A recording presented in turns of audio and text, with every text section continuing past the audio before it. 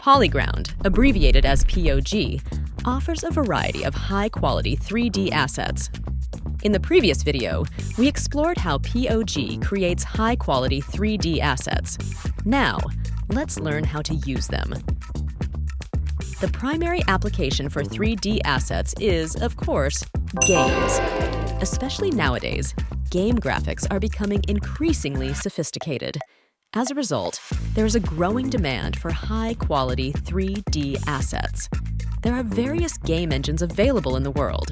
Among them, the most influential engines in the market are Unity and UnrealEngine. Unity has expanded its share by dominating the mobile market, while UnrealEngine has proven its excellence with realistic physics and graphics. Recently, both game engines have been incorporating each other's features and strengths, making them exceptionally powerful tools. POG creates levels using Unreal Engine 5, which can render near photorealistic graphics in real time. However, POG's 3D assets are compatible with all engines. In this video, we will learn how to utilize POG's 3D assets through a simple level design. Level design, in short, refers to the process of designing a game's map. Let's get started and see how POG's 3D assets can be effectively used in level design.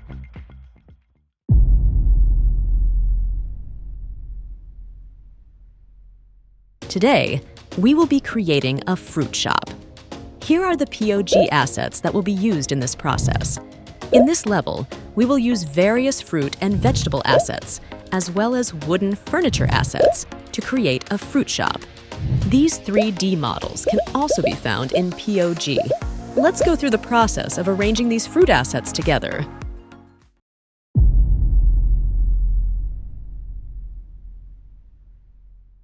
Before we proceed with leveling, we need to find references for the design. When searching for and organizing references, we mainly use Pinterest and PureRef. Search for the desired references on Pinterest, copy the content, and save it in PureRef to organize the reference materials needed for leveling. It looks like we've gathered enough references. Let's proceed with the leveling.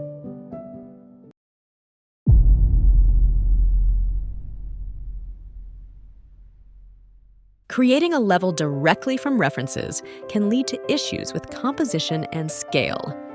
Additionally, to predict the movement of objects like characters and vehicles and design the map accordingly, a rough dummy map is needed. This process is called gray boxing. We'll use simple cubes to roughly create the map. When performing gray boxing, it is important to consider the objects that will be placed later. This ensures a more dense and accurate level design. To expedite the process, we have already created the gray box. Place the boxes while considering the approximate objects that will be placed in each location.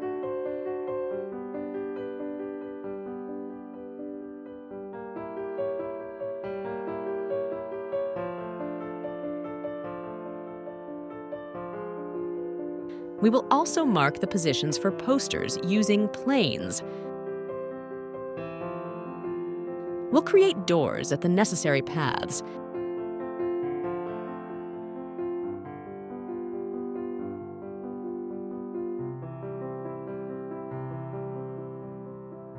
You can test the game by clicking the green play button at the top. Walk around to check if there are any awkward paths for the character.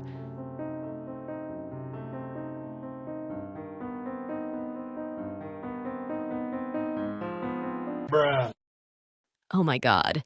In this position, we can see that the character gets stuck between the walls. But that's okay. This is why we create the gray box.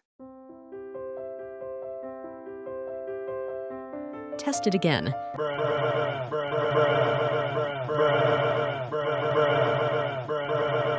If you discover such issues, proceed with map modifications. Change the positions and test again.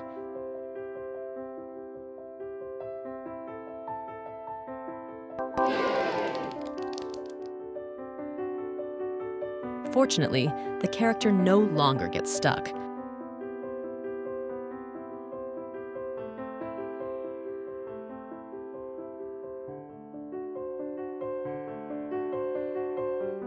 Once the testing is complete, you're ready to move on to the next stage.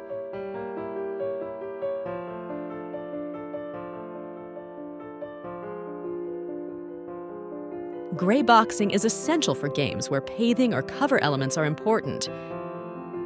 This helps prevent situations where a specific player might have an overwhelming advantage in certain areas. Now, let's start placing the objects based on the gray box.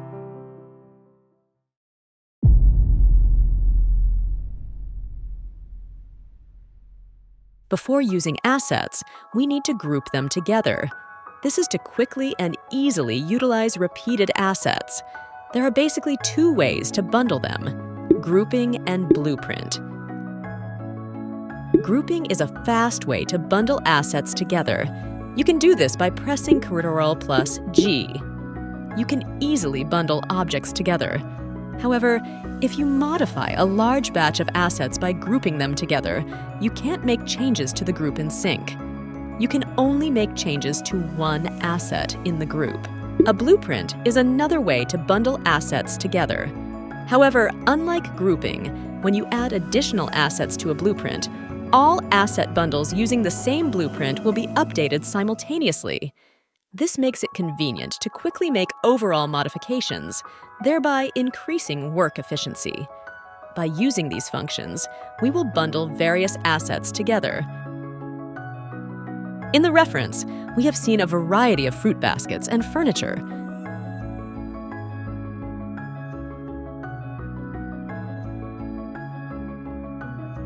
We will use assets from the POG to tie the fruits and vegetables together.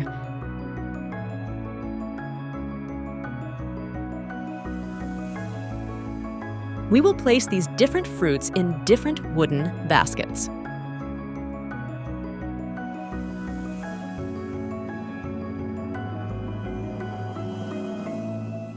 We will then combine these bundled 3D assets with individual 3D assets and arrange them.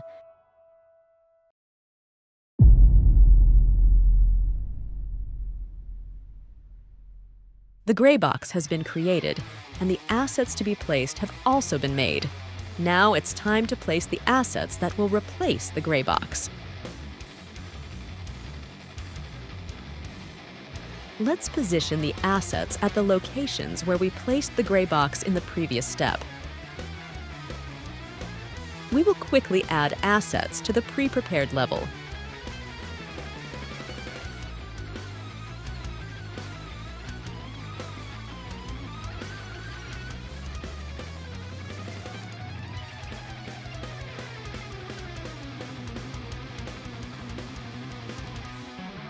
By sequentially placing the necessary assets, the map will gradually become more complete.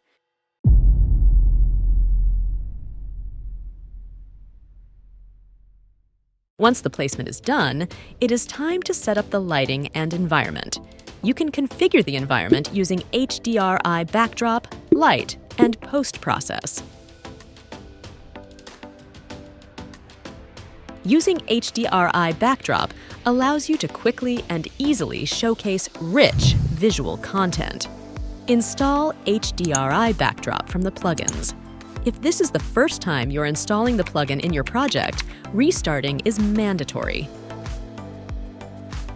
Once installed, select the HDRI backdrop feature from the Lights tab in the Add Content tab. By accessing Polyground, you can use POG's high-quality HDRIs. For the sake of time, we will use Unreal's default HDRIs. HDRI backdrop comes with built-in lighting. Therefore, you need to consider this lighting when adding additional lights. UnrealEngine has many lighting features, but today, we will simply use skylight and spotlight and the directional light to set up the lighting environment.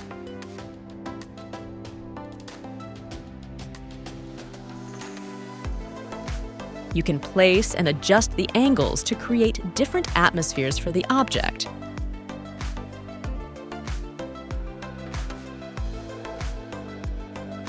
Using the PostProcess volume feature, you can achieve various effects within the engine. We will create different atmospheres by adjusting color correction and light reflections. Now that the lighting setup is complete, let's render it into video and images.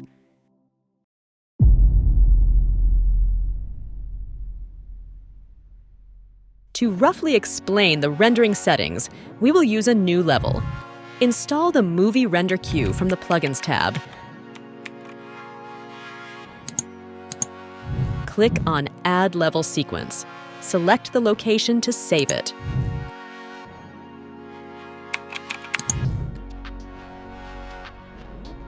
Add a camera to the sequence.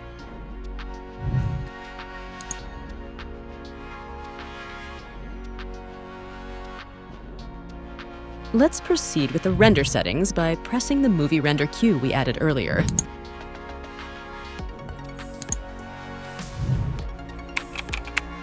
Click on the dots to set the location to save the rendered images. In the settings, add PNG sequence, anti-aliasing, and console variables. In the Output tab, set the image size. Set it to 4K image. Click Accept and then click the Render button to start rendering. By doing this, the image will be created. For video rendering, connect the image frames together. To do this, set the start and end points in the sequence. Then, proceed with rendering the same way as for image rendering. This will create images for the length of the sequence. Import these images into After Effects. Click on the PNG sequence box and import.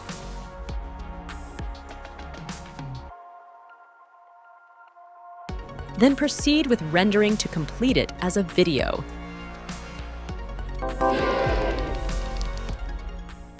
This is how we learn to use POG's assets. These assets can be used not only in Unreal Engine, but also in various other engines and tools, so check out the necessary assets on Polyground. We will conclude this session here. If you are interested in more 3D-related news and updates from POG, please subscribe and stay tuned for updates. Thank you.